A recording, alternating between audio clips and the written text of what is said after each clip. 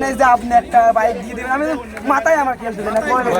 আমি যেগুলো প্রোগ্রাম করি এগুলো ইনস্ট্যান্ট করি। আমার মাথায় আসলে আমার যদি মাথায় আসে আমি করে ফেলি সেটা। আমি হ্যাং হয়ে যাচ্ছি। পাবনা এই জন্যই কয় পাবনার মানুষ পাগল, এই জন্যই কয় পাবনার মানুষ পাগল, বুঝছেন? আসলে আমি একটা পাগলামি করলাম এটা। মিলন ভাই, পাবনাতে মানুষ কেন আসে?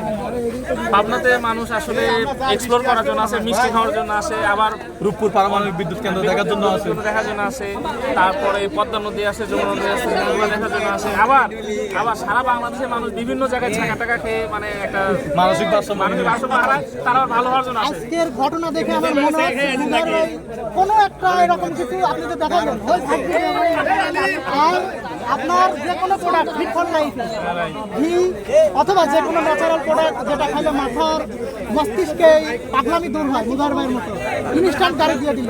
আমাকে আজকে অর্ডার করতে হবে, আমি এখন গিয়ে অর্ডার করবো। কোথায় নতুন কিছু ফিট ফর লাইফ থেকে এখন নতুন কিছু অর্ডার করতে হবে। আচ্ছা, পাবনার যে কোনো সমস্যার সমাধান কিন্তু আসলেই আছে মুদার ভাই। ফিট ফর লাইফে আছে। ফিট ফর লাইফ, আপনারা সবাই ফিট ফর লাইফ। বর্তমান আপনার শোরুমটা কোথায় মিলন ভাই? বর্তমান অফিসটা হচ্ছে পাবনা হোমিওপ্যাথি কলেজের ওখানে। আমার কোনো শোরুম নাই, অফিস আছে। আচ্ছা, আমরা পাবনাবাসী অবশ্যই আমরা চাই যে এরকম একটা শোরুম পাবনার মানুষের ন্যাচারাল খুব শীঘ্রই আসবে, ঢাকাতে হবে ইনশাল্লাহ। ইনশাল্লাহ।